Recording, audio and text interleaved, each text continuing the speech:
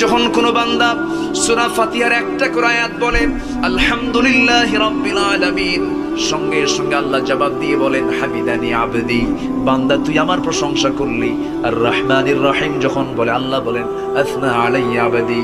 মালিক ইয়াউমিদ্দিন যখন বলে আল্লাহ বলেন মাজ্জাদানি আবদি। এরপরে যখন বলে ইয়াকা না'বুদু ওয়া ইয়াকা নাস্তাঈন পর্যন্ত যখন বলে আল্লাহ বলেন বান্দারে তুই আমার কাছে কি চাস, প্রাণ খুলে চা রে বান্দা। ইহদিনাস সিরাতাল মুস্তাকিম থেকে শুরু করে নিয়া ওয়ালাদ-দাল্লিন পর্যন্ত যখন বান্দা বলে তখন আল্লাহ বলেন বান্দা নামাজের মধ্যে এমন প্রেমের খেলা খেললি বান্দা, তুই যা চাইলি সব আমি আল্লাহ কবুল করলাম। ওই বান্দা যখন রুকুতে যায় আল্লাহ তখন অস্থির হন।